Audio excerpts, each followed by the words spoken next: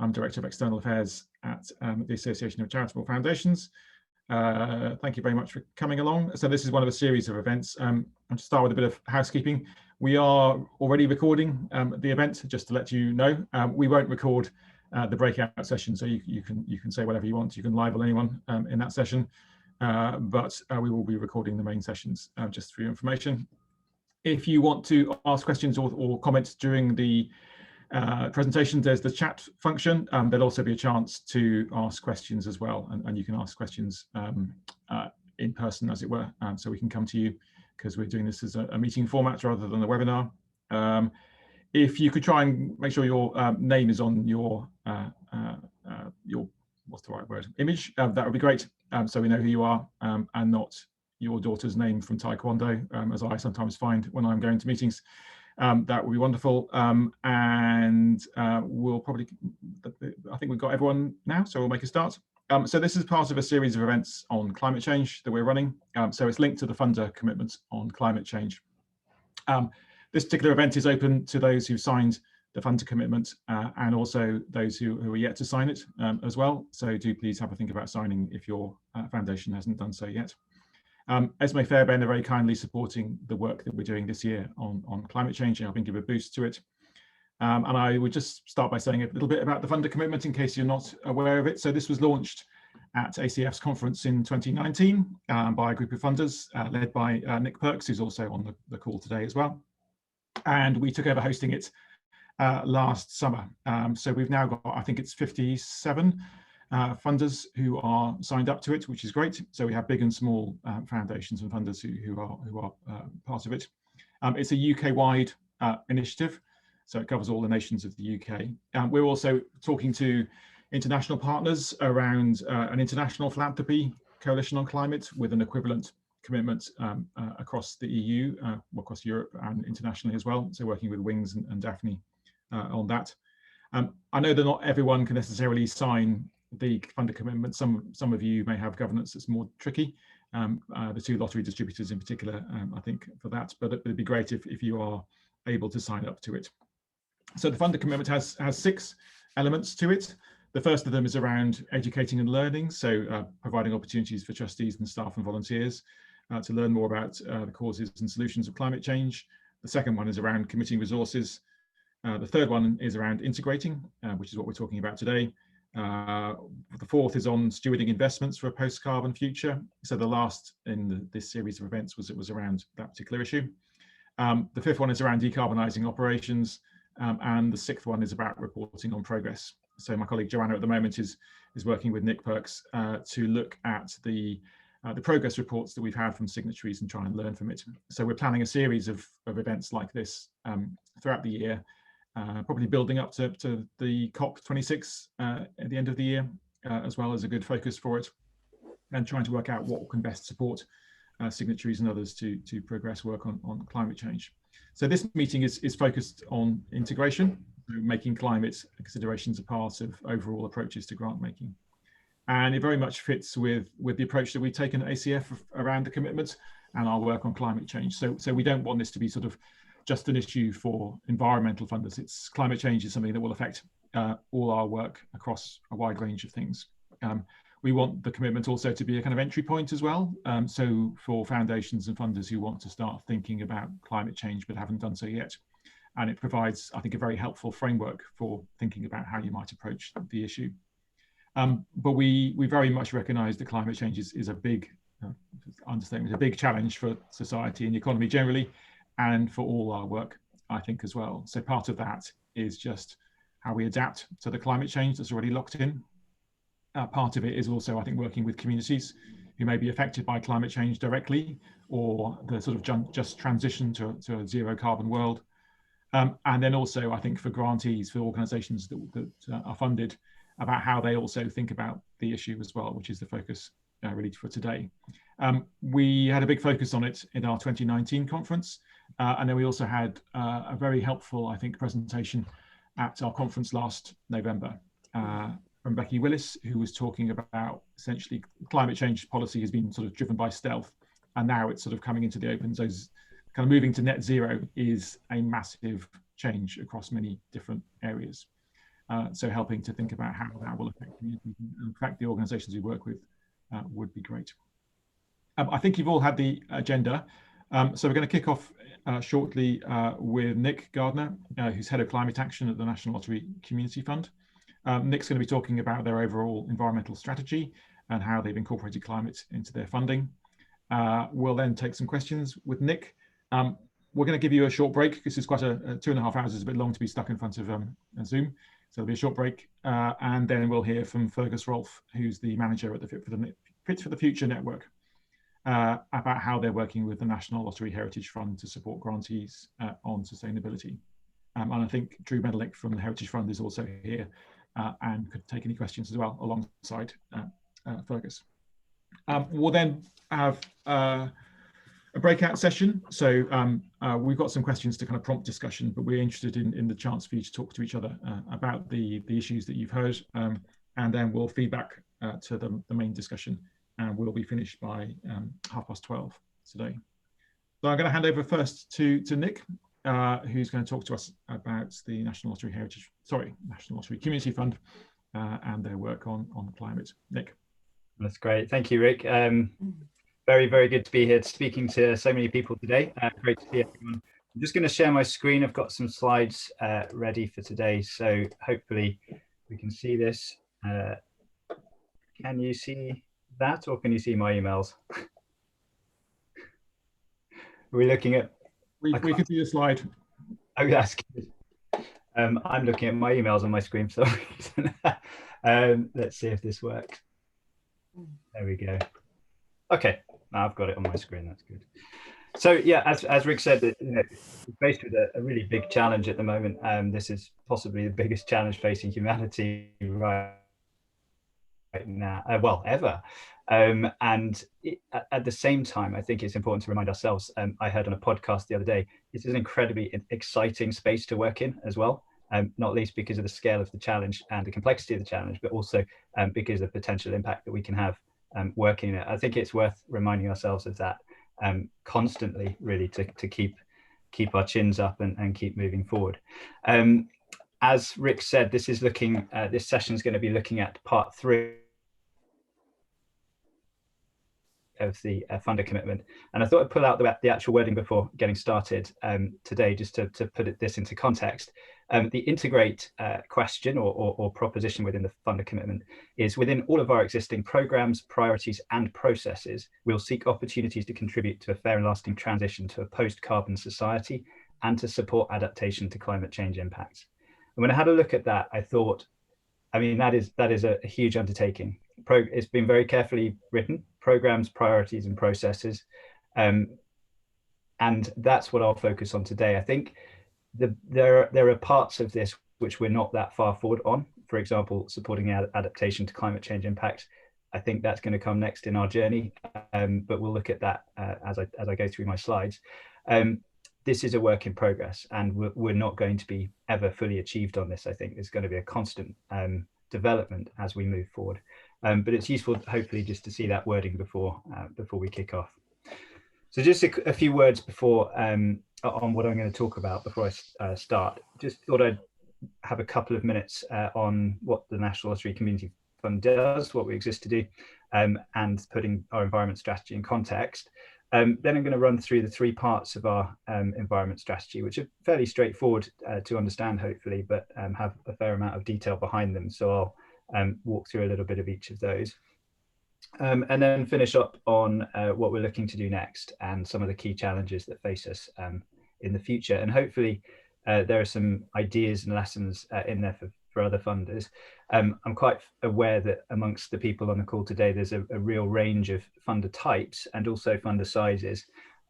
So we are one of the larger funders out there. So it's worth putting that in context, but I've tried to pull out some key lessons and points which we can take through for any funder. So just kicking off really with introduction to the National Lottery Community Fund. For those who aren't fully aware of this, I need to update this slide because my map and figures are slightly out of date. But we are the largest funder of community activity in the UK. We exist to distribute national lottery funds from the players and distribute around 40% of the good causes revenue. what that means every year, now that that funding total has gone up, is we distribute around £500 to £600 million a year into the community sector. And those go to several tens of thousands of organisations across the UK. So despite the fact that we don't call ourselves an environmental funder, we have a big reach, and we do actually reach into communities in every corner of the UK. And that is a great opportunity. It's also a great responsibility. Worth saying that a lot of the grants that we give out are very small grants, or relatively small grants. 86% of them in 2018 were less than £10,000, which is through our Awards for All remit. And we're guided by the overarching principle of people in the lead. That's the summary. But the longer version is, when people are in the lead, communities thrive. That's our guiding mission statement. We feel that people understand what is needed in their communities better than anyone. And so we listen to them and help communities to formulate what they feel that they need in their communities to make good things happen. I think what the implication of that is, particularly for climate, is that climate can be quite a confusing space. And I think we've been seeing that with a lot of the work that's been going on with narrative at the moment, around helping people to understand both the urgency of the issue and what they can do to tackle it. And it does throw up some tensions around guiding what we feel is good climate-led activity. And hopefully we'll dig down into some of that in the next few minutes. And I mentioned earlier that we don't call ourselves an environmental funder, but having done a bit of research into the previous grants that we've done over the last 7 or 8, coming up for 8 years now, we've estimated that we've awarded more than £450 million to projects with an environmental approach. So there's a significant number of grants that are going out into environmental projects, and some of those are quite standalone, as I said, through our Award for All process. But others, we have some quite significant environmental funding programs. Our Bright Future, you may be familiar with, working with young people across the UK. We encourage them into environmental careers, for example. We've had a program called Communities Living Sustainably, and various other environmental programs which have been very focused on climate change in particular. And we have the Climate Action Fund, which was launched last year, which I'll cover in this presentation as well. So overall, we have a three-strand environment strategy. The first strand of which is really looking at our own emissions, continuing to improve ourselves, walking the talk, if you like. We've already done quite a lot in that, and I'll go into that first. But broadly speaking, having worked with an organisation called the Planet Mark, I think it's a really nice summary that they have, which is that an approach to that is, first of all, to measure absolutely anything that you can for your own organisation, and then to engage everyone that you can around the topic and help them understand how they can support the drive towards reducing our own carbon emissions, and then to communicate that both internally and externally. We also have a group of green champions who are individuals across the fund who have a particular interest in this. I'll touch on their role in the next few slides. And we're working towards a net zero position. I'll cover what I think that means. It's a bit of a challenge looking at that at any organisation, I think, but particularly in a large one such as us. We have around 800 staff. So understanding what that means across our buildings estate, as well as through our Scope 2 and Scope 3 emissions is really important. The second strand of our environment strategy is looking at the wider sector as a whole. So what is the legacy, what is the impact of our funding as a whole? How can we help charities, community groups in the sector to manage their own environmental impact? And I've put some examples of some funds that we've been using recently in the last few years to help organisations with that here. But it's not just about specific funds for us. Actually, what we need to do is to be looking at how we build this into our funding overall, not just for climate specific funding. And I think that's probably the bit that covers the question about integrating into our processes and systems as much as possible. That is the biggest challenge, but also the biggest opportunity for us as a large sector funder. And then the third strand is a specific and not insubstantial fund for climate action called the Climate Action Fund, encouraging over the next 10 years communities across the UK to take the lead on impactful climate change action. So digging into these three strands a little bit more, the first strand is improving ourselves. So we'll be working towards a net zero position, and what that means for us is counting our own emissions across the estate. There are significant challenges within that. We have about 10 offices and they all report in very different ways about the energy usage. We have a significant amount of travel across the fund, and the buildings and the travel are our biggest areas of emissions. And trying to get the actual data and in a consistent format is one of our biggest areas of work at the moment. But we have made some significant headway, as I've said here, and looking towards certification through the Planet Mark, which is a really good, well-structured scheme for helping to capture the information and present it back to the staff internally. What I'd say, having gone through that process in the last year about something like the Planet Mark, and there are other certification schemes out there, is that it's actually a really important part of the certification process that they help you understand not just signing off what you're already doing, but give you some next steps as to how you can really challenge yourselves as an organization to achieve the maximum benefits. We've built a lot of the headline targets here into our corporate plan, and I think another important point for us is that from a governance point of view, over the last few years, we've been moving closer and closer to a position where climate and, well, environmental sustainability, but climate and carbon in particular, are built through every stage of our corporate plan. And for us, this isn't about having a specific climate change or climate action fund. It's much more about building through into every bit of our operations, into every team, and helping them understand what they can do to help deliver on this agenda. It is a work in progress. I'm not going to say we're doing it perfectly yet, but having that high level corporate buy-in from the structures right to the right through the organization, so right from board level, has been absolutely critical to help us achieve this.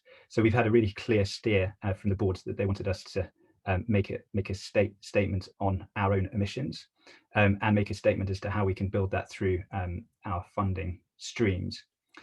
So you can see some of the headline targets here. We're also in a funny position, obviously, as many of you have probably also found, in that the last year has significantly impacted both our emissions and our travel emissions. And the biggest challenge within that is that we had this set last year as one of the baseline years for measurement. So we're going to have to review all of that now. But overall, we've been looking at our building emissions, as I said. I'll just follow up the next slide. Physical changes across the estate, but also behavioural changes, so understanding how people are using the buildings. We've been doing some work on our green procurement strategies. We've been looking at the transport related emissions, and in particular, I think you might have seen on the previous slide, there was a headline target of reducing air travel, and we have now made that a much stronger statement. So that is actually a statement that no one is allowed to travel by air on an internal flight. There is some flex within our Northern Ireland office, and we're trying to work out what the rules and regulations will be about that. But one of the interesting things has been, as we've changed the funding model and had much more distributed teams available on the ground in the last few years, particularly in our England portfolio, we've seen a big rise in our road transport emissions. So we're having a really close look at that, trying to understand what that can mean, how we can encourage more walking and cycling. And for example, we're bringing in things like encouraging raising the limits on our cycle to work scheme so that people can buy electric bikes as well as regular bikes. looking at waste, and as I mentioned earlier, the engagement through the Green Champions is absolutely key. That Green Champions group has grown from about 30 people 2 years ago to around 80 people now who've signed up to say that they're interested. So on a regular Green Champions meeting, there's about 30 to 40 people on the call. And those people are helping to work out how we can engage the rest of the staff and engage them with understanding our environmental policy, but also coming up with new ideas about what we as an organisation can achieve. I'm going to flip on to supporting the sector, because I think this is one of the bits that I want to really focus on today. We do have, the picture here is our webpage, which is called Environmental Guidance for Applicants. It's got video, it has links out to different resources, etc. And one of the key bits of our challenge is to work out how we can send as many of our applicants to this page as possible. As you might be able to imagine, with so many different funding programs across our portfolio, we have a range of different funding application forms, etc. So we're trying now to retrofit or rebuild into those forms links to the page on environmental guidance to encourage people to be looking through it. And that's really very much a first step. But looking across our entire grant making portfolio, we've been trying to understand how to encourage organisations who are applying to us, as well as our existing grant holders, to reduce their own carbon emissions. And I think this is one of the more challenging spaces that we work in. The first, as I've put here with the arrows, the first step for us is to give them inspiration as to what they can do, and gradually build an approach where we're requiring more and more. So the first step of that is within our reaching communities and partnerships portfolios, which basically is any funding going out over £10,000. We now have a clear capital guidance, a capital land and building projects guide back to come in, and what we're expecting to support, and critically what we're expecting not to support with capital funded projects. That's one of the easier areas to tick off the list, but it's a really good starting point. And over time, we're going to be building that out into more revenue-based projects as well. Looking at behaviour change, etc. And we're also looking at how we can support grant holders with training. And I'm going to come on to the training portfolio that we've got for our officers shortly as well. The first bullet up there is on climate action top-ups. We piloted a programme last year to look at how we can work with the organisations that we fund, or a subset of the organisations that we fund, to specifically put in place some capital-based climate projects. Now, those might look like, for example, boiler retrofits in village halls, looking at renewables, and looking at some work with their land and space outside space, and how they can use it more effectively for climate-related activities. I think, I mean, it was a very successful program, but relatively small scale. One of the more interesting aspects of it was that we were specifically trying to look for organisations which are not doing environmental projects. And this was sort of to wrap around the other more socially focused projects that they were doing. We found that the absolute sort of maximum level that we gave for the funding was £10,000, and it was quite a tight turnaround for funding. It meant that people were picking off the easy to win, easy to achieve cherries, if you like, from their options, but probably weren't looking at what would have the biggest climate impact. So we did find that we thought for the future rounds, one of which is just launched, we'd give a longer run-in and encourage them to take up more support with planning and guidance organisations which we've put in place to support them in looking at where their most impactful projects would be. We've also provided some films on this page to help groups to help their customers. So there's a link here, and I think we'll be able to share the slides afterwards. But looking at how we can provide clearer information with case studies, inspirational case studies of how individual organizations can talk to their customers about climate change, and particularly in areas where they're less engaged communities. This is one of the bigger challenges, really, is that a lot of the organizations we work with are have traditionally found that climate change isn't the top of the list for a lot of their local communities. So how can we encourage to talk about it in a way that will engage them? And this is just one example of a film that we produced, and we'll be looking at producing some more to support our groups around that. And the last point in this slide is around how we can work in partnership with other funders.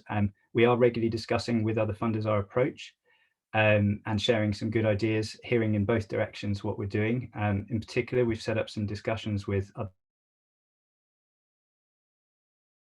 funders and the environmental leads in those, but also with the Environmental Funders Network, with this group, and smaller, more niche funding groups like Funders for Sustainable Living, for example.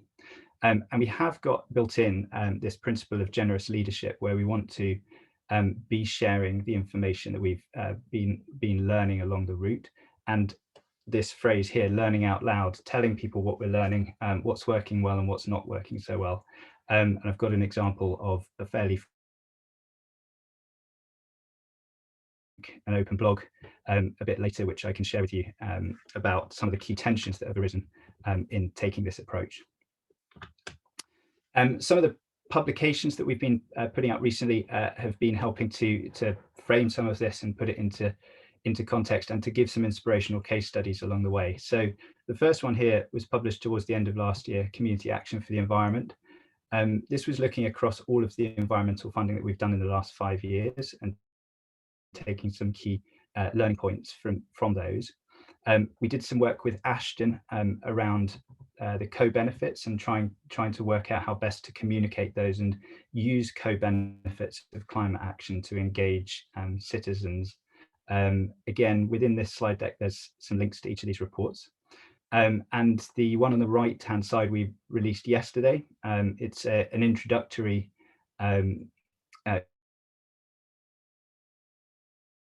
guide for community groups who are considering taking climate action, helping them to understand what community-led climate case studies and what some next steps might look like for them as well.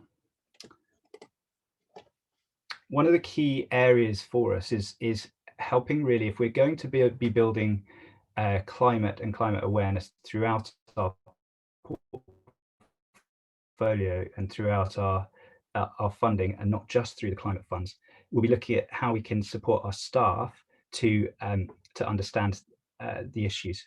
So training is a really key part of this. The first thing that we've built a sort of multi-tiered approach to this, from a climate emergency taster, which is for everybody across the fund, and we're tracking how many people have seen that, and we'll be encouraging more and more for people to take that up. But then building out a specific climate awareness module, which will have much more detail around what climate action can mean for a community funder, and following that up with some individual workshops and allowing people in a more discursive, interactive way to talk about the issues that are facing them and the struggles that they'll be having when they're making funding decisions. So if they're assessing two things, quite similar projects, how can we make sure that we're building in a climate aware approach to that decision-making process? And the last part of that is we have a parallel program of carbon literacy being rolled out. At the moment, by the end of the financial year, we'll have put 50 staff through carbon literacy training, but we're also building a train the trainer approach internally, so that we can encourage our own staff to talk and share their understanding of carbon literacy across the organisation. And that's not just for the funding parts of the organisation, it's also for all segments, so IT, estates, the legal department, the accounting department, etc. We have a climate hub, which is an internal portal. It's within our intranet. it has a link to all the 3 parts of our environment strategy. It also gives clear links to the Green Champions pages and how people can get involved, as well as various discussions that we have on our intranet Yammer as well. And we've been rolling out a series of roadshows across the organisation. As I said, we've got a large number of different teams in offices around the country. So we've been gradually rolling out and going around each of those teams, much easier on these days on Zoom, of course, but gradually going around all the teams to explain our strategy and to explain what this means for their roles as well. And lastly, doing quite a lot of work with the comms team, both looking at internal comms and externally facing comms, and trying to help people understand what the climate challenge means for us. Just some cheesy face shots here, but as we go through, I've lifted some slides here. We help to introduce the team who's working on these areas, and specifically what parts they're leading on. So we can share that information and be now, because I'm running out of time. Hopefully we can cover some of the detail, and so this might come up in some of the questions, what we've learned. Very quickly cover the Climate Action Fund. Many of you will be familiar with it already. This is a £100 million commitment to support communities across the UK to reduce their carbon footprint.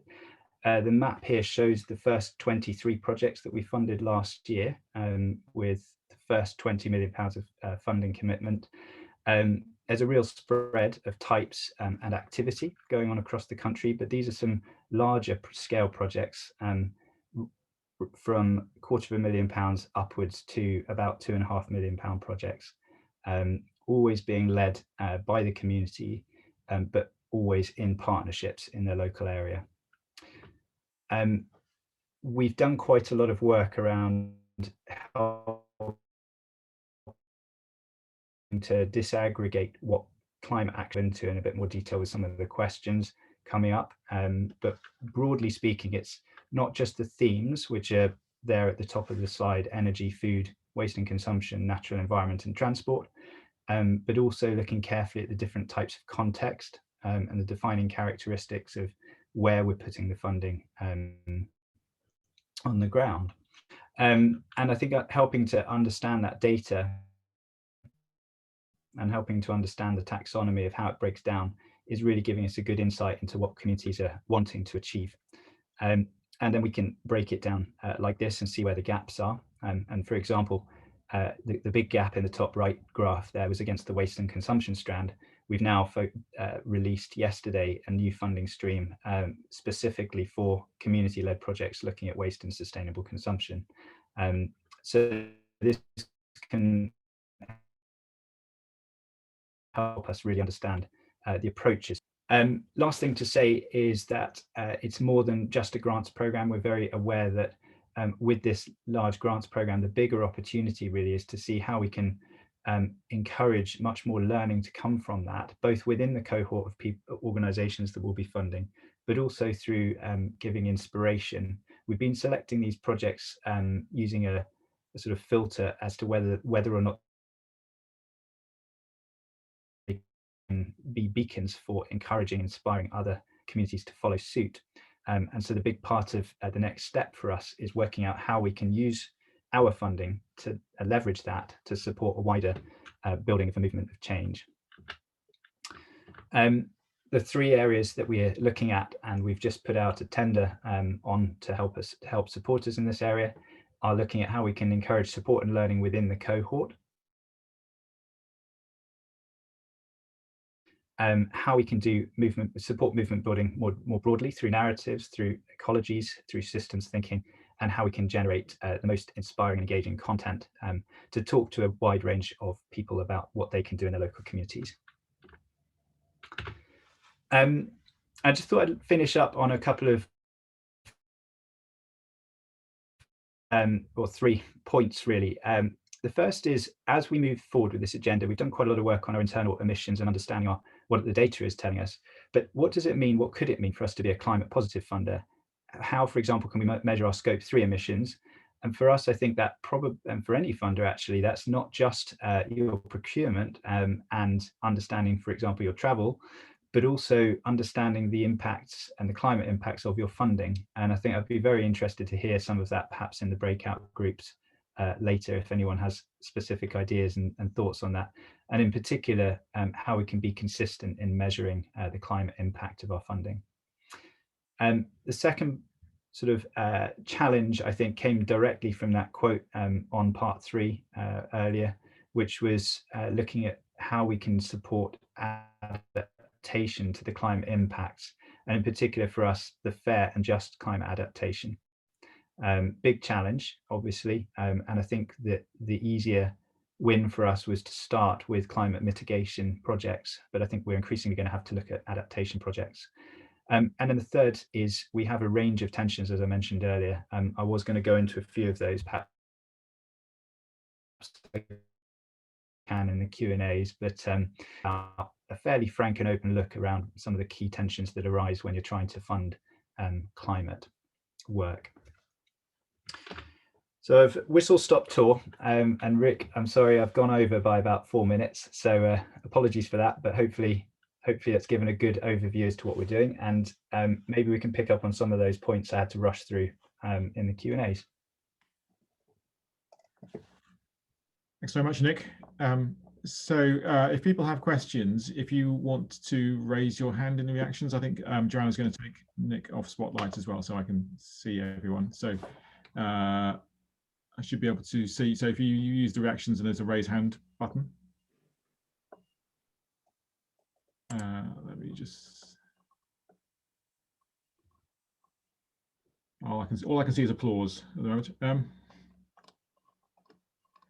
I'm going to kick off then with a question while people have a think about what questions they want to ask. So one of the things you said, Nick, was around sort of the balance between inspiring and requiring. I wonder whether maybe you could say a bit about how you think that might change over time, and sort of what might trigger more of a move towards requiring things from grantees rather than just inspiring. Yeah, I think, thanks, Rick. I think the trigger's already happened. We know we need to move towards that. I think the question is what triggers the absolute timeframes on this. And sadly, in a way, there isn't anything specific that will do that other than our own commitments. And so we are trying to write into the environmental action plan, which sits behind our strategy, some key deadlines by which time we'll achieve things. So the first of those was our capital guidance needed to be ready by the end of last year. And it was a big rush to get that ready. And I think we published it, and it is available to all our funding staff, and we're rolling it out through the England portfolio first, really to trial it, and then we'll be putting it across the UK. But this is a constant kind of game of learning how it's working, iterating it, making sure that it's going to be stronger and stronger. It's not the end game for us. You know, that having that environmental guidance is the first. It is the first thing that we've got a document. I've printed it here just so I could have it with me, so I could refer to it if I needed to. But you know, it is something you can look at and hold in your hands. But I would say it's fairly light at this moment in time, if I'm honest.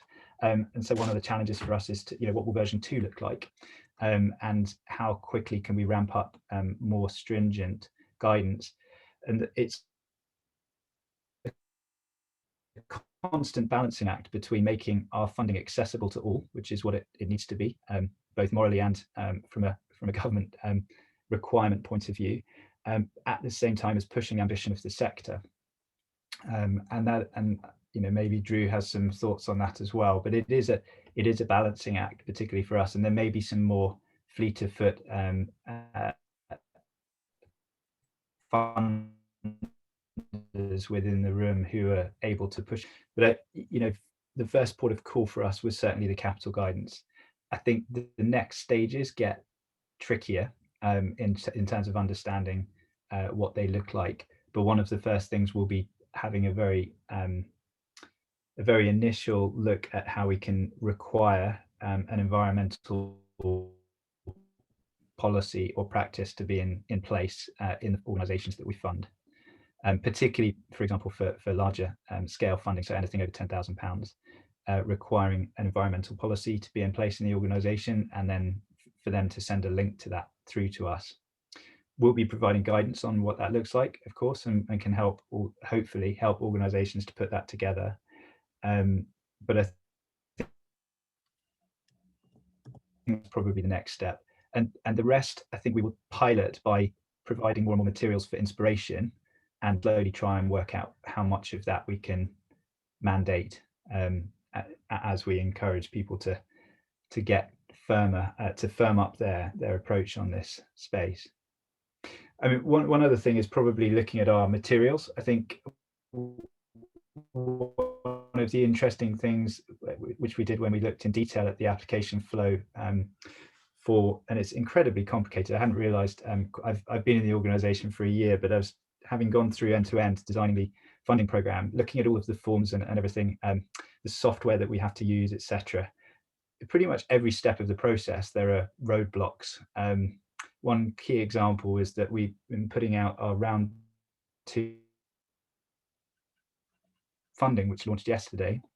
I found that it was hard baked into our systems that it said, we are not going to email you a copy of what you've applied for, so please print your entire application, which is about 50 pages, if you want to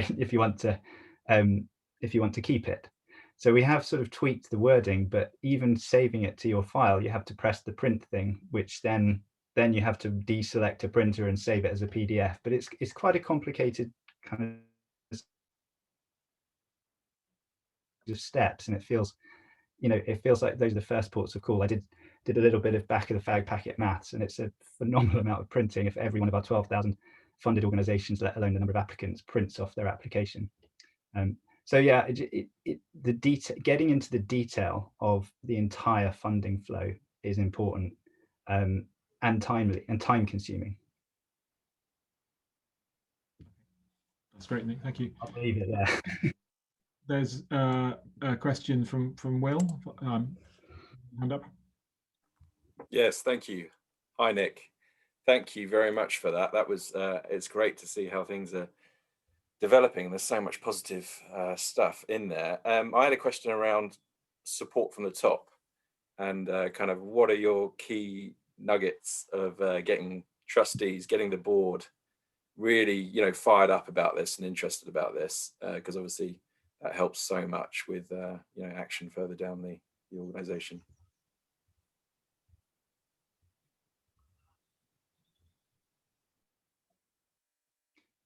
Sorry, that it might be my internet, it might be yours, Will. I caught most of that. And hi, nice to see you. Hello. It's a really vital, but I think for any organisation of any size, but it's absolutely vital to have that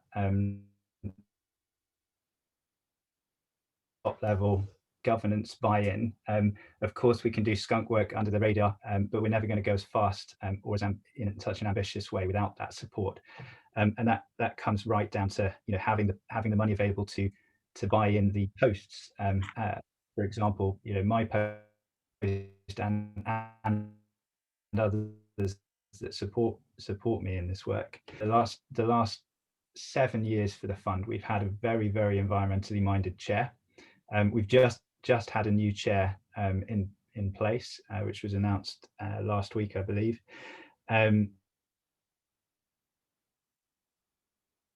It'd be really interesting to see the direction of the organisation as it goes from there. I'm very hopeful about it. By the way, I'm not implying anything by saying that, but I think that has been really helpful in the past, because that filters through to the whole of the delivery team, but via the CEO.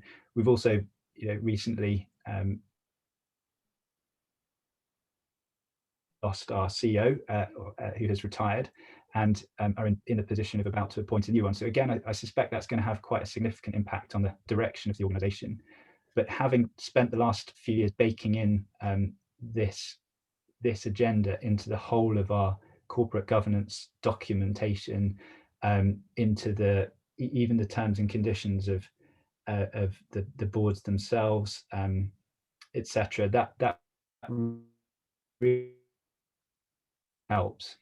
And I think it can't be unwound if that was the agenda, if that was an agenda to come in place in the future. The selection of the right people with the right mindsets onto trustees, onto boards the first point.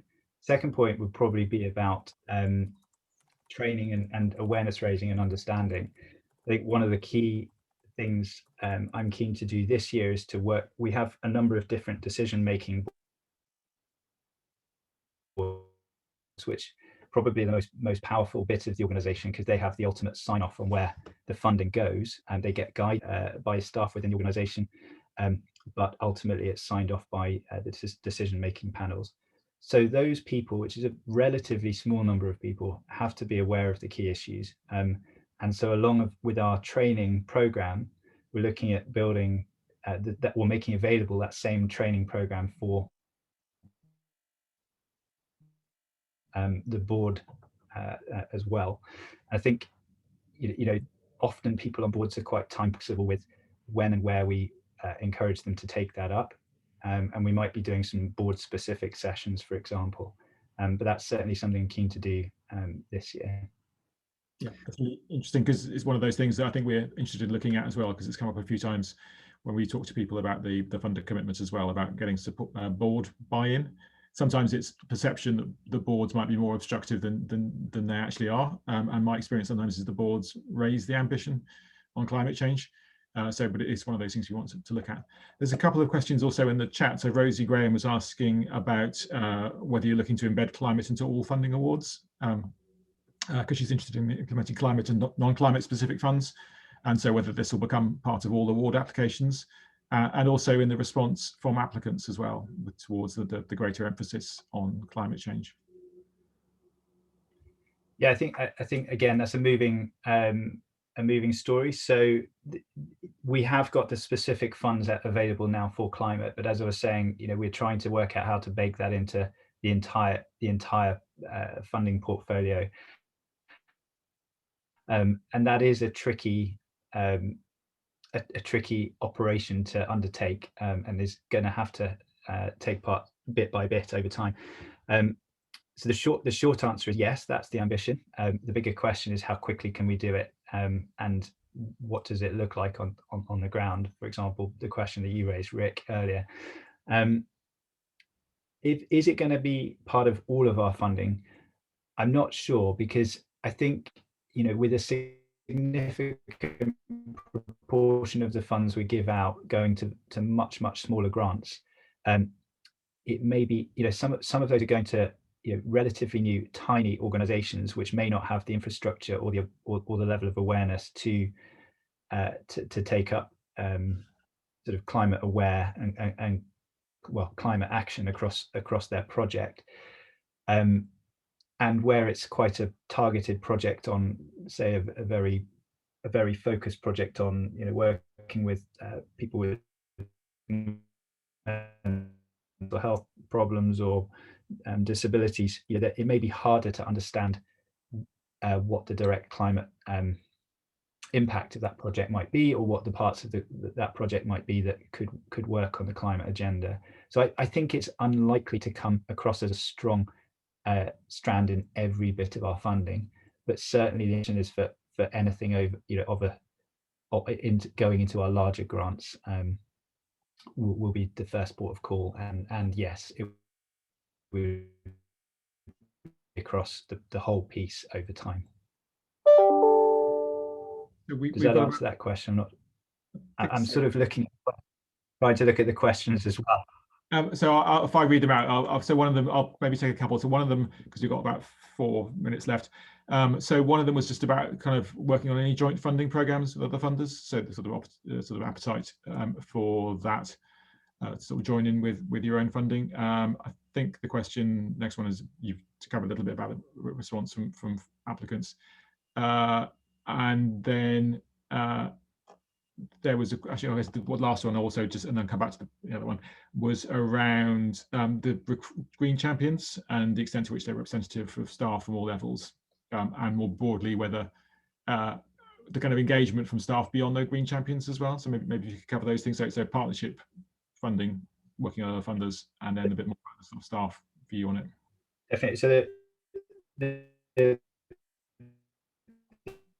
I'll do some relatively short. Yes, absolutely. We haven't historically done a huge amount of that. We've either worked with partners through effectively giving the funding out and signing an externally delegated agreement, which is complex legal challenge for us, but of Power to Change are quite aware of that, I'm sure. But we are looking to work more collaboratively with other funders as well, particularly on this issue. So yes, absolutely. As I've tried to imply through this, some of our funding is a little bit more tied to tighter regulation and rules. So maybe working with smaller funders and other funders in other sectors, we can achieve a broader set of goals that we couldn't achieve on our own. And I'm very interested to explore that, and happy to have any conversations after this. For the Green Champions, they are self-selected, so it's a freely sort of selected group. Anyone can apply and join. I mean, there's no application process. It's would you like to join?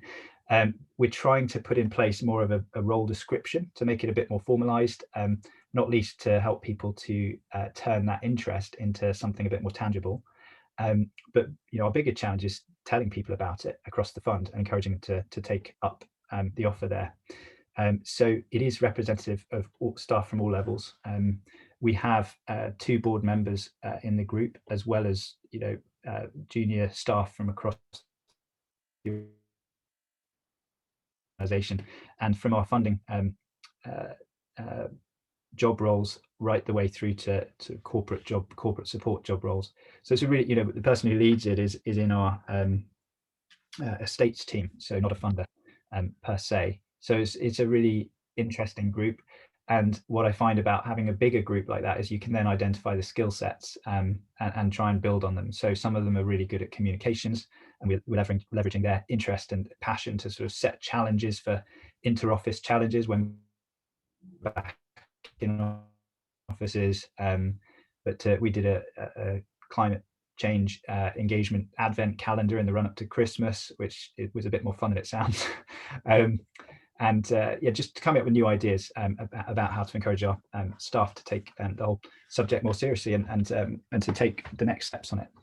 Okay, that's great. So we're running out of time. Can I just ask one last question, which was from Hazel, which was just about the training that you have for staff. Would you be open to opening that up to others as well, making some of that available? As Nick's internet's gone down at a very key moment. Did you hear the question? Yeah, I did. If you can hear me, I'm absolutely, I'm really keen to do that. So what I might do is make some Loom video presentations and share them online, record going through them and then share them outside afterwards. This is a work in progress. We're trying to work out exactly what our climate training module, the full training module, looks like, and how we can commission that, and how much work to put into it. But yeah, the earlier stages, the lighter touch stages, are all available already. So I can see if we can record it and then share it around. That would be great. Yeah, no, I was really interested in what you were saying about sort of learning out loud as an approach. Sounds really good. Okay, thank you very much, Nick. So there's a few other questions in the chat, some of which I might try and pick up later because I think Nick's around as well. So talking about the kind of measuring carbon savings, I think that might come up from Fergus's talk as well. So we've got a break. We're a bit mean in our original agenda. We're only giving you 5 minutes. So why don't we give you just an extra 5 minutes as well, because it's quite a long meeting. So if we join back here at 11:05, and then Fergus will be able to talk about the work of the Fit for the Future Network with the Heritage Fund. So I'll see you back here at 5:05. But thank you very much, Nick. Thanks. So Fergus and the Future Network have been working with the Heritage Fund in terms of supporting applicants, and they're an existing network already around sustainability in the voluntary sector in particular. So I wanted Fergus to talk a bit about their work. So Fergus, shall I hand over to you? Are you ready to go? Yep, I will just share my screen right now. Thanks.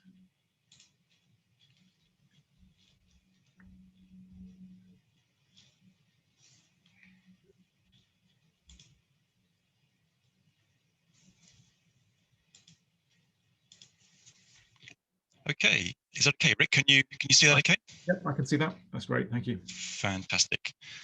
Okay, well, good morning, everybody. So my name is Fergus Rolfe. I'm the manager for Fit for the Future Network. And thanks ever so much to Rick and Joanna for the opportunity to speak to you all today. First off, Rick, can I just make sure, can you hear me okay? You can just raise your hand.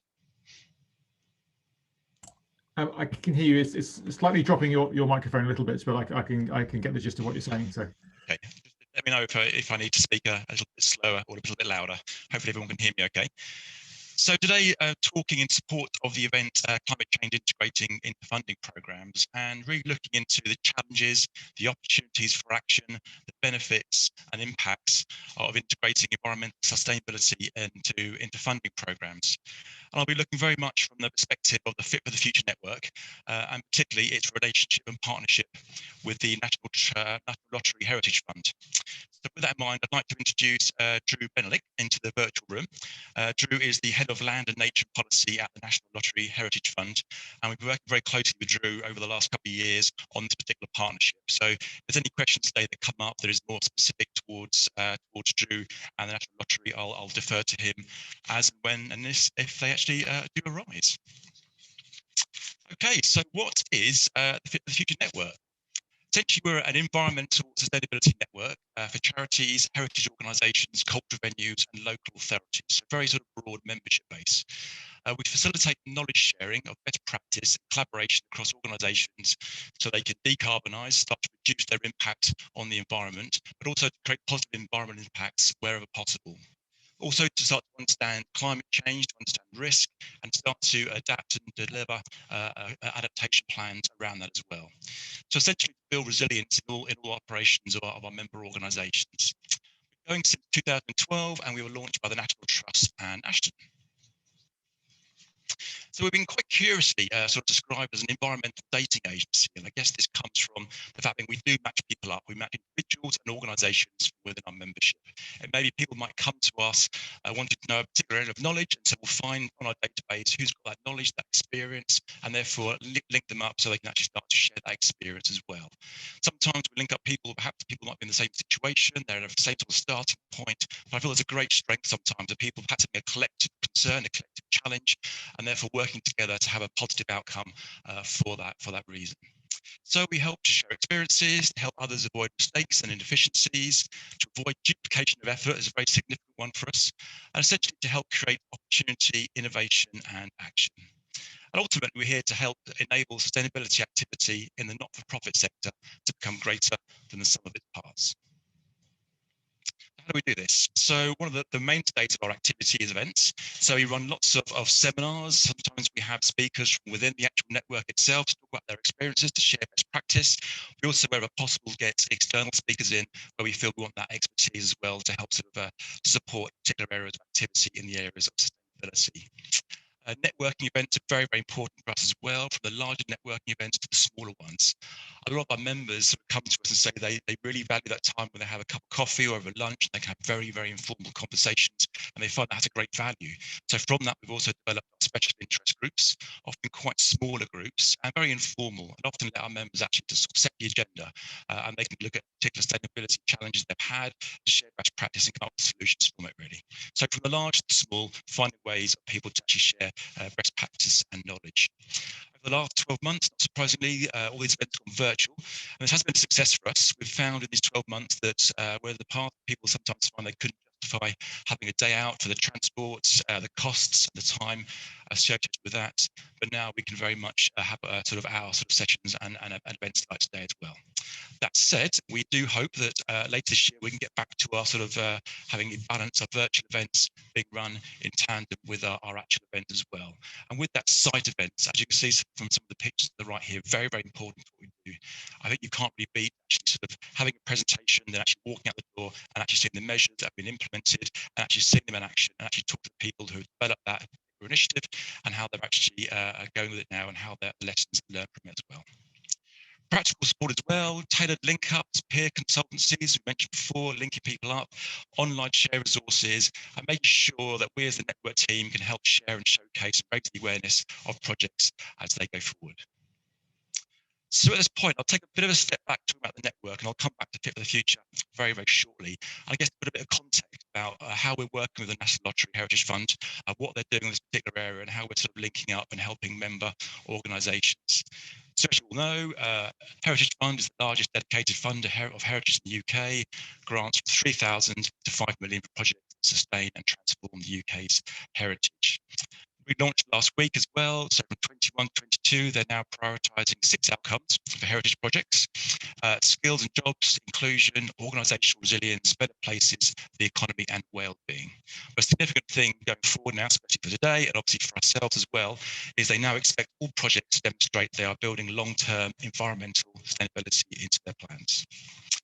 So it is that projects don't have to meet all priority outcomes. However, inclusion and now environmental sustainability are now mandatory outcomes. So very, very, very significant. So what are the challenges? There are many challenges that come along with this, which we are now starting to develop solutions to. I guess these challenges can be into 2 areas. I guess challenges to actually the program themselves, and then the applicants actually sort of apply for those grants. I guess in many ways they do run in parallel. The organisations actually require information at certain times, and therefore you, the programs of leaders, who actually therefore need to sort of develop those resources and deliver them appropriately at the right time and in the right formats as well. So a few key challenges here, and I say each one of these could in many ways could be a seminar in itself. Some of the challenges we found initially through organisations coming through this particular area. Time being one, what time do they have to incorporate environmental sustainability into their projects? How can they link the deliverables to that? How therefore can they sort of make sure that it's a one-off sort of deliverable and that it does sort of hit and have impact throughout the whole project timeline? Very much in tandem with that is finance. I want to know exactly how much they can and should invest in sustainability. What would be the payback times? What would be the benefits of that as well? How much of their finance should they really develop to this particular area? Make sure that's inbuilt into other things as well. With that as well, people start to know how can they start to prioritise a plan? How can they start to develop strategy to understand risk, to move forward from some base ideas to actually incorporate this into a realistic and viable environmental sustainability strategy. Therefore, supporting this is knowledge and guidance. When should knowledge and guidance actually be delivered to applicants? In what format? And therefore, how can it be used to support them for the development, but also the implementation to make sure that knowledge and guidance is ongoing and evolving and support the project throughout. A very, very key challenge as well is targets and recording progress against baseline. Understanding your starting point is a real challenge for many of our members, and converting people come through the Heritage Fund process as well. And therefore monitoring and understanding the progress against baseline as well. How to do that monitoring, the format and the type it needs to be reported in. Also linking environmental sustainability, I think it's really important that it doesn't become ring-fenced, and therefore it can be linked with other project outcomes, can be seen as a positive thing as well, therefore linking to economic benefits and also social benefits as well. How do these link and support each other? I guess really a key one here, not so much for applicants, but actually for the program itself. When do you actually engage with the applicants? I think this is a very, very key one, which we'll see very, very shortly. And I think, well, as a starting point, the answer is as soon as possible, really. I think it's very, very important to start engaging with applicants early on, pre their application form, if possible, get them to start to understand, I suppose, how they get the best out of their application in the area of environmental sustainability, how they can maximise the project to make sure they minimise environmental impacts and also maximise any positive impacts that are possible as well. To make sure their activity is real and realistic and also very practical as well, and it's not just a paper exercise. I want also as well to early on to understand what people are doing, how we can help them, so we can get feedback, to help we can help improve, to replicate, to grow the programme. So I'd like to say back in 2019, the strategic funding programme was released by Heritage Fund, and within this there was a commitment to support environmental sustainability and to encourage organisations to adopt environmental responsible measures. And with this, I suppose, therefore, how can the challenge be resolved? How can we go from this commitment to actually sort of meeting challenges and helping sort of environmental sustainability amongst applicants and organisations? One of those is to offer practical advice throughout, just mentioned as early as possible to make sure it's up to date and is available throughout the whole process. And a part of that, I'm delighted to say, is the collaboration with ourselves at Fit for the Future. Okay, I guess it comes down to the question the Heritage Fund ask now within their applications is what measures will you take to increase positive environmental impacts and reduce negative environmental impacts. So with this, there's lots of guidance now on the Heritage Fund website, which take people through that initial stage of do the applicants through from that particular point through to completion. Step 1, do your own research before you start planning, think locally, nationally, globally. And for really getting people to start to understand what could your project achieve for the environment, what are the possibilities, also what are the possible negative environmental impacts and how can they be actually reduced as well. It's very important to mention here that larger projects that involve construction are now expected to have a very positive impact on the environment, for example, habitats enhanced with a net gain for nature. Also as well, measures are expected to be in proportion. Say, for example, if there's a 3,000 oral history project, then maybe they can look at recycling, volunteer travel, up to maybe sort of a 500k project where you'd start to expect to see significant energy reductions and maybe generation plans coming into that as well. Step 2, the guidance on the websites for the Heritage Fund is working from a baseline we mentioned before. There's lots of evidence there now and information about how it's good to start setting a baseline, how things currently are, and start thinking about the improvements you want to make and how you monitor your progress as you go through. Step 3, to rethink your project if necessary. I suppose really to make sure things are constantly evolving with how your project evolves and what you're doing on the ground to the advice and experience you have that is available to you as well. So to monitor progress, constantly review your project, make sure you're delivering and you've set out to achieve what you want to do for the environment. With this, it's absolutely essential. There's obviously some guidance there for the structure, but some very, very niche areas and guidance for the areas that particular projects will go for. So there's guidance, there's research, there's toolkits, and there's very specific information on the website for Heritage Fund as well. Energy, nature, resources, materials, tree planting, transport, wastewater, all the key areas you'd expect applicants to start looking at the projects and wanting advice as well. And within that as well, very country-specific advice and tools. So how do we get involved in Fit for the Future? So we're delighted to say that within the guidance now, it's recommended that all applicants join Fit for the Future. And within this, applicants can include the membership fees and eligible project costs in their application. And they can also join Fit for the Future directly at any stage in the application process. Obviously, it's fantastic they can join early on and make sure they're incorporating our experience and benefits into their application. But once again, they can jump in any particular time. I think that's a very important part. And I think it's great that we can start now engaging fairly early on and giving real practical and evolving support as the applicants move forward. So I guess that takes us back now to us, so Fit for the Future. So that's how we kind of fit into the overall strategy and structure of the Heritage Fund. And we are constantly evolving how that process works, information we can do to support the guidance the Heritage Fund do give out as well. So when people come to join us, they're joining a large network. We have over 100 member organisations currently steadily growing, and that represents approximately 600 practitioners within those member organisations. I appreciate this is a very, very busy slide, but you get an idea, I suppose, the diversity of the memberships we currently do have. There's some quite large organisations you'll recognise there: English Heritage, RSPB, Landmark Trust, going down to local authorities such as Ealing and Suffolk County Council, also very specific sites as well, such as Chatsworth, Blenheim Palace, Kew Gardens, and a wide range, obviously, throughout the UK as well. We have Heritage Environment Scotland as well, and down to the larger and down to the smaller groups, such as the Butterfly Conservation Trust. So within all those members, very diverse knowledge, very, very diverse sites, projects and services and members, customers as well. So we like to think whenever any member comes to join us, there's one person at least, not many more, we can link up to start sharing best practice and help them with their particular project. Over the last 6 months in particular, our membership has been diversifying further as more sort of members have come through the Heritage Lottery Fund as well. And there's a few there who've come to us over the last few months. A couple of examples there: Portsmouth City Council, they've joined now, they're going through Heritage Fund application, and they're looking at their Victoria Park project, they're looking at the community hub, and also how they can make sure they can upgrade and protect their listed monuments. So looking really closely at biodiversity as well, a green roof, ground source heat pumps, and also looking at climate change and flood damaged heritage assets. So a wide range of stuff they're doing in their project they want to have some help and support from the network with. We're now starting to link them up.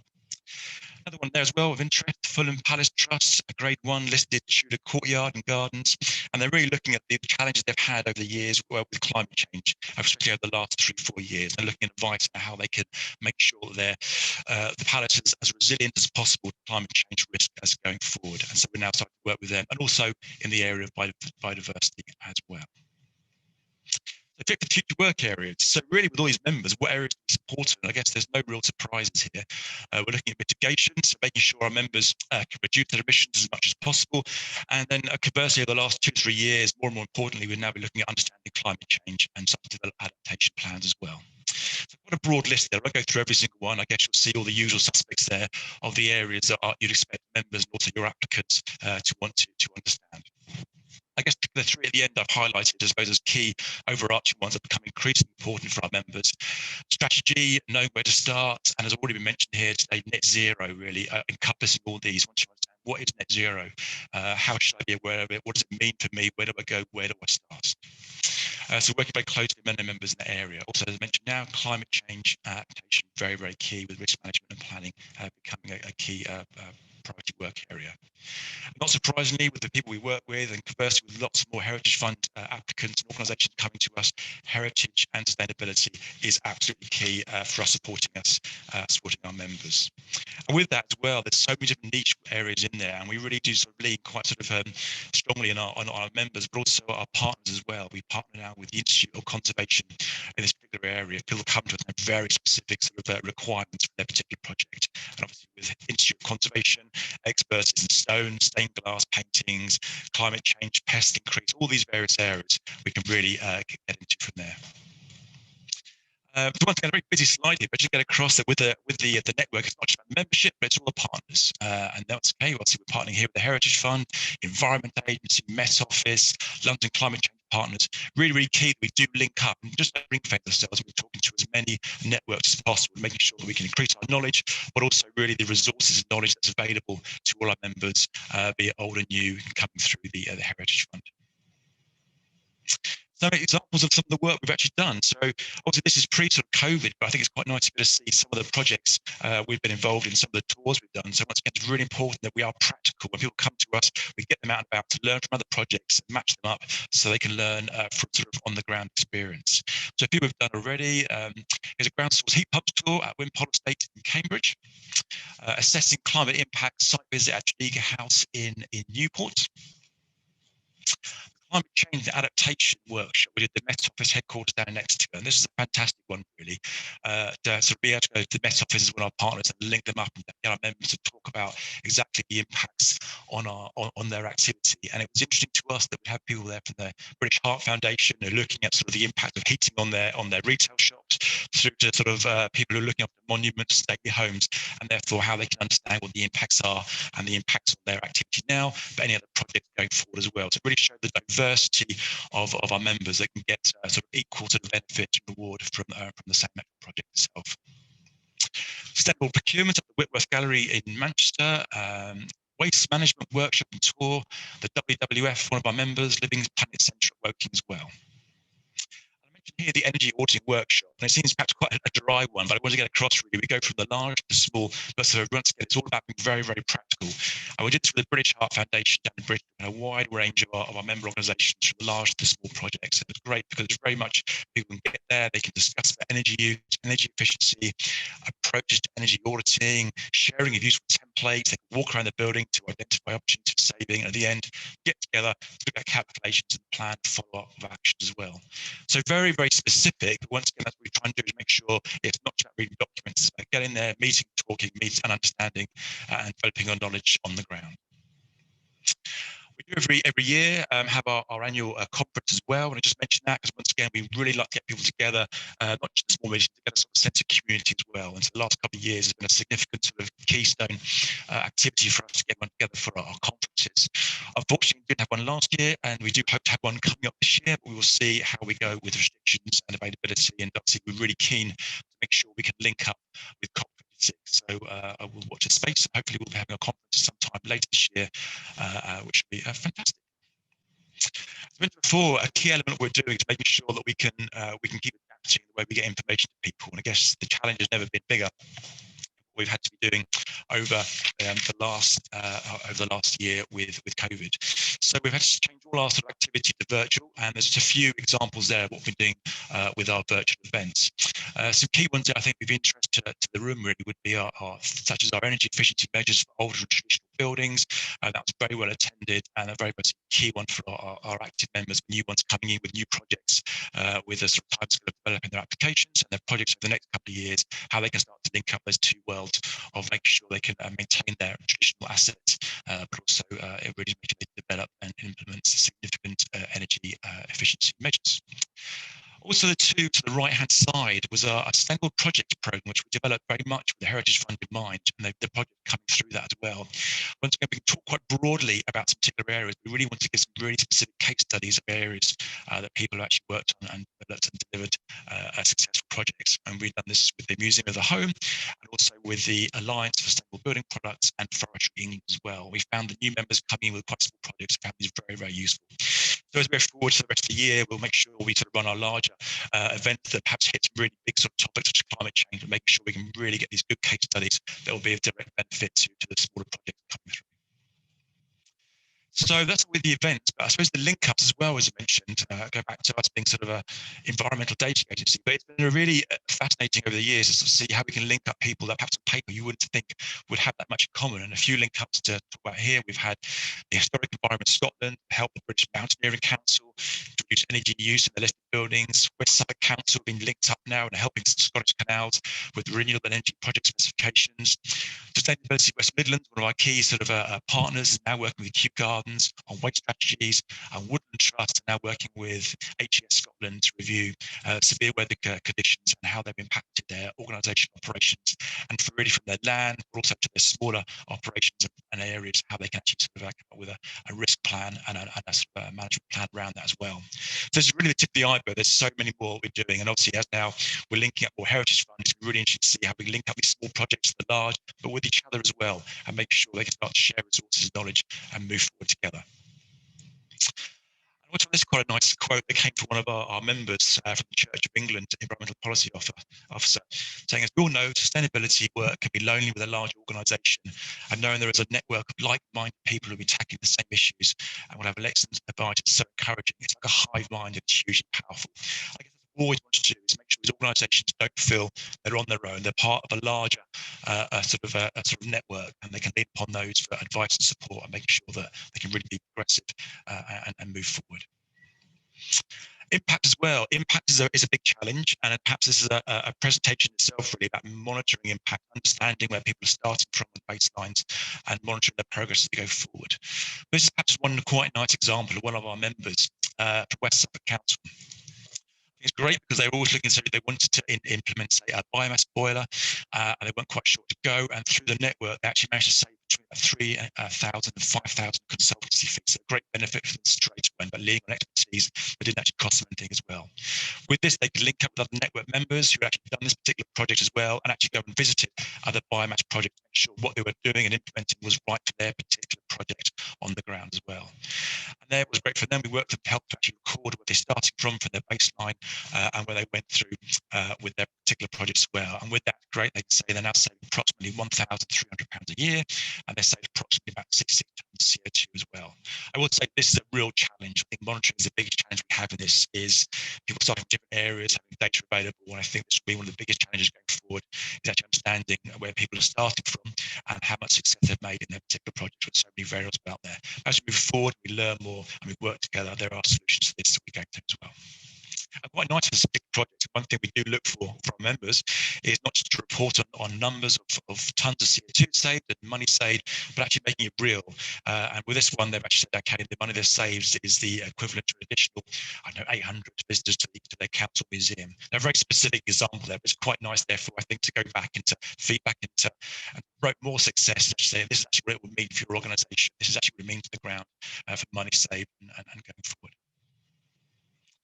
I guess it takes us all the way back then, as I've started to bring this to a close now, is the question really. So Heritage Fund, I've put this question in there now, and I think it's a fantastic sort of way forward for us now to look at the challenges for this and to make sure they can now sort of become incorporated in the whole process going forward. So all the challenges mentioned before, the guidance that the Heritage Fund is putting in there, now working with ourselves, we don't have all the answers yet. We're getting there now, and I think within the challenges, we're now starting to identify opportunities, benefits, and the impact that can be made in a very, very progressive way. And I think with the frameworks put in there means that people can now come to the Heritage Fund, they can actually start thinking, okay, how I can realistically develop my environmental sustainability plan and actually put some good structure on there as well, and then get some good progress coming from that as well. So we're still learning, still trying to understand it. I think as we move forward, we can definitely start to look how we can actually take the challenges and take benefits and impacts and make sure they're integrated into climate change funding programs, such as Heritage Fund, and I think such as yourselves as well. So great. So that's me. Once again, very quick overview of what we're doing and how we sit into the framework. I do hope that you could all hear me. Hope that was okay, Rick. Thanks, Fergus. Yeah, I mostly heard it. There's a few bits which are dropping out slightly, but thank you. Yeah, no, I think it's really useful. I should admit that I used to work with Fergus as well when I was at the National Trust. So one of the things that I always thought was interesting from the network was also the often what you get is discussions about sort of good practice, but one of the things that is really helpful is learning from mistakes people made. So one of the things that was, I think, an advantage of the network, and is an advantage of the network, is learning from people's mistakes. So often at the beginning, it was around kind of putting in biomass boilers into new projects and things and replacing current boilers. And there's a kind of issue about sort of who has power in that, in the sense that kind of you often get consultants coming in who seem to have all the knowledge, and you as a small organization, say, who are trying to think about a particular place, actually how do you avoid getting taken for a ride? How do you avoid getting an over-spec boiler that doesn't work for you? So the kind of sharing of practical knowledge, I think, is useful, and it's a good complement to what Nick was talking about earlier from a funding perspective as well. So I think Drew is around as well, who can answer some of the questions. So maybe I'll just start with, there were some from the chat. So Nick Perks was asking just about membership, Fergus, of the network. So whether it was just mainly large organizations or is it changing to having smaller members as well now? Yeah, it's changing very quickly. I think when we started off sort of 8 years ago, it was some of the larger charities like English Heritage, RSPB, and that is definitely changing now. And especially with the partnership with the Heritage Fund, we are getting a lot of smaller organisations coming through. That's working well for us, I guess. Really, for example, our member organisations such as Church of England, they do look after a whole range. Even though they're joined as one member, they do look after a whole range of heritage portfolio building. So within that, we feel that we can link up the small to the large, but a lot of smaller ones are coming through now. So we kind of feel there's a lot of diversity in there, which is great for the network and just gives us more opportunities to make sure we can link people up with the most appropriate size, type, and location of organisation. Okay, thank you. And if you want to put your hand up as well and ask a question in person, please do so. But there's a couple more in the chat. So one of them was around whether the network influences the investments, or whether it's a discussion about investments by some of these organisations who are members of Fit for Future Network. Does that come up, Fergus? Sorry, I missed that. Can you repeat that, Rick?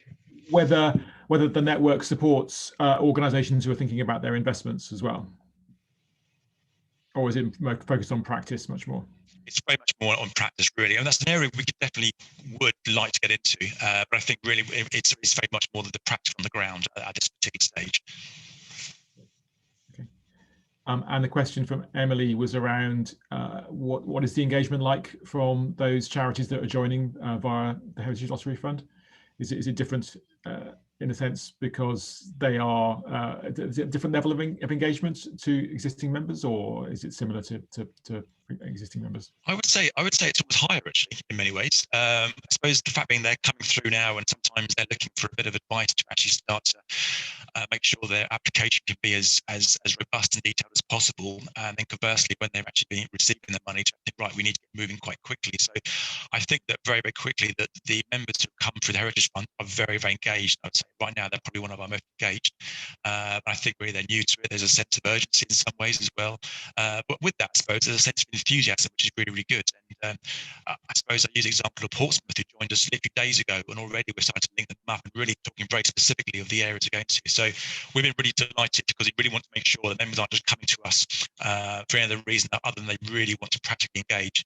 And our experience so far is that that's very much the case. Okay, Fergus. I think Drew is there as well. Did you want to comment, Drew, on the relationship from your point of view? Yeah, I'd love to. Hi everyone. So just so you know, I'm head of Land and Nature policy at Heritage Fund. So I've worked with Fergus on this for the last 2 years, I think it is now. I just think it's really interesting what Fergus just said there about engagement from charities that we're working with.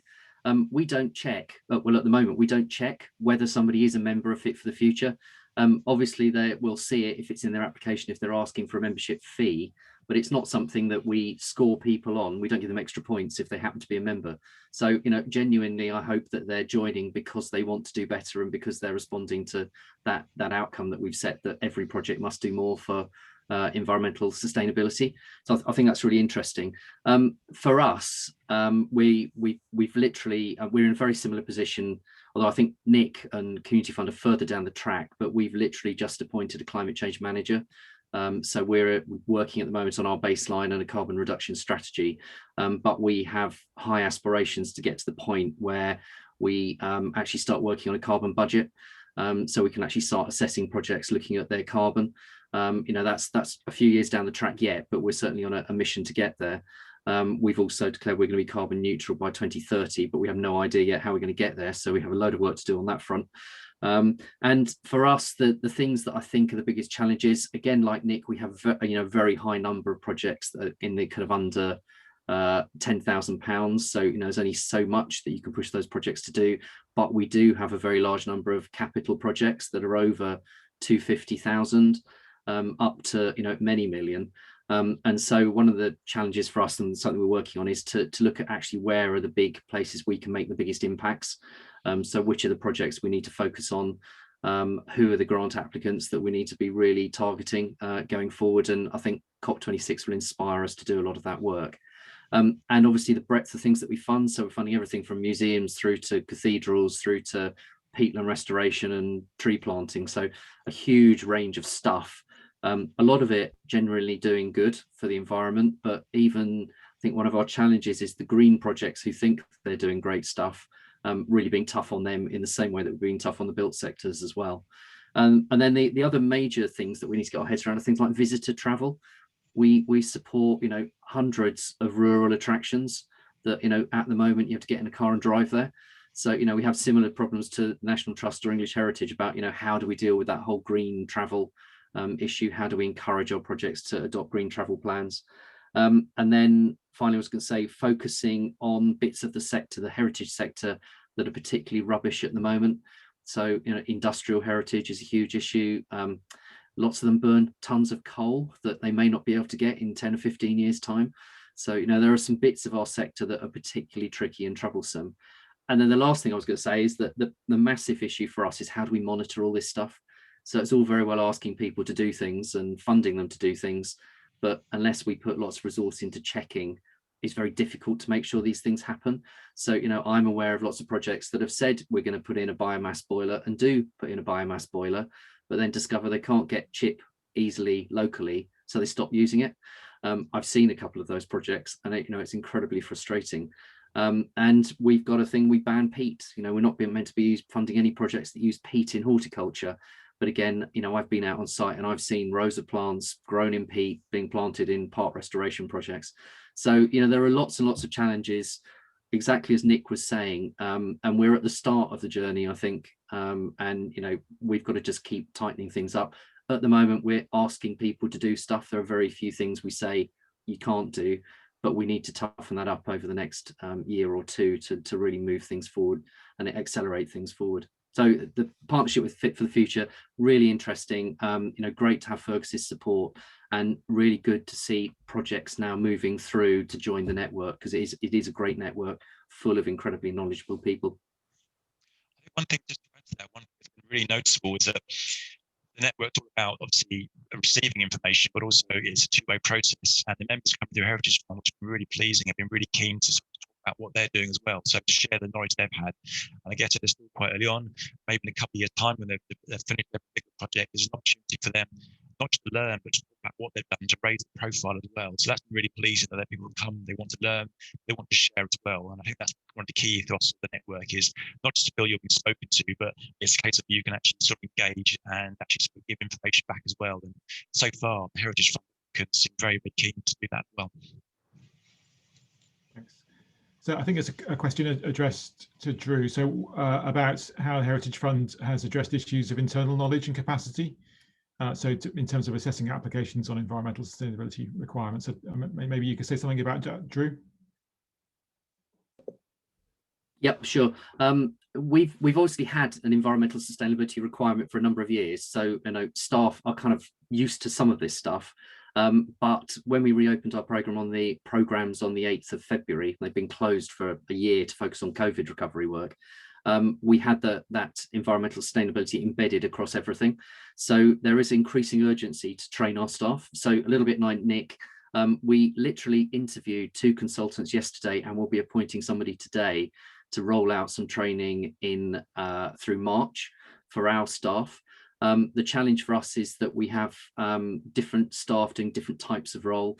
We want to hit our engagement teams, who are the critical ones, because they're the people that have the conversation before an application even arrives on our desks. So they're critical to get in really early.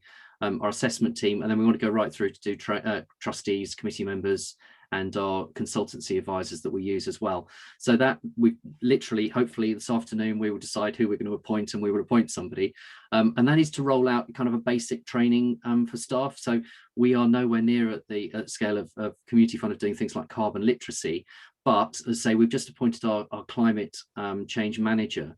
And I think as soon as we've got kind of our heads around our baseline and our reduction strategy, we then want to really focus on upskilling staff and that whole change of behavior change role as well. We're also just establishing our network of green champions too. So we're behind where community fund are, but we have plans to improve a lot of that. But I think familiarization, I should say our staff are so excited and enthusiastic about this particular area of work as well. I think Nick said, what was it, 80 staff out of whatever 800 are enthusiastic. I wouldn't be at all surprised we have a very, very similar issue that all staff are really keen to be involved. The biggest challenge for us is the breadth of stuff that we fund. So you need staff to be able to understand carbon emissions of a landscape conservation project that's cultivating land versus the carbon emissions of energy conservation in a museum setting. So it is incredibly broad subject that we need to try and cover. But yeah, initially March is familiarization work for our staff. Yeah, that's great. I'll also just take on board the comment, there was that comment earlier about whether we can share training. And again, I think we'd be keen to do that. And I'll take that back and we can have that conversation. Okay, that'd be wonderful. And we can try and share things as well with this group as well. So we'll send out the presentations to everyone. Certainly. Nick's also made the point about learning from mistakes and the challenge, I guess, as funders in terms of whether grantees are willing to admit to mistakes as well. So if trying to find a sort of safe space, and maybe an interesting thing perhaps that we could explore afterwards, Fergus, about whether there might be kind of opportunities. Yeah, definitely. Because this is a real key ethos of the network, is that people feel that they can share and then not to be sort of, I suppose, ashamed or embarrassed about any mistakes, because other people have done it before, they'll do it again as well. And I guess that's the key thing we can learn on. But I take the point very much that, talking about your mistakes is you have to be in the right environment to do that. You don't want to have any negative effects coming back to you at all. So yeah, that'll be interesting to see how we do that, because that will remain on our ethos is the open transparency and to learn from the good, the bad, and the ugly, really. So I think that's a key point actually, but something we'll continue to work on and to work with the Heritage with. Okay, that's great. Okay, I think we're moving into the breakout session. So and just we were saying was about thinking about sectors that are particularly difficult as well for emissions. So it's not just the kind of the biomass boiler, say, in a capital project to renew a building, but actually kind of thinking about land management and energy efficiency more generally, and travel, and then some sectors that are just really difficult, like industrial heritage or industrial elements as well. And it's one of the things that we're thinking about a bit in terms of our overall work as ACF on climate change, and also internationally as well. So the conversation that take place around what is the role of global philanthropy in terms of climate change, about where can philanthropy make a difference. Certain sectors are doing very well, mainly electricity generation in the UK is changed fundamentally, but it's where can philanthropy make a difference in terms of also advocacy and I guess trialing new things that can then be scaled up as well. So those are important things that we'll think about a bit more as we go forward with our work. So we're going to break you up into groups. Joanna's going to do that automatically to you very shortly. I think we'll also have a Google Doc in which you can record your thoughts as well. Joanna's just put that into the chat. So if you want to have a click on that, then you can use that in the breakout sessions. We've suggested a couple of questions as well. So one question is around sort of practical things that you're doing at your foundation around this agenda, just so maybe sharing some of those experiences. But also, I think it'd be good to discuss any kind of challenges and concerns about integrating climate change into existing programs. And then we'll feed back to the wider group afterwards. So Joanna's going to split you up shortly. We don't have scribes necessarily for this, so just talk amongst yourselves, and then we'll have asked volunteers to feedback afterwards. Okay, thank you very much.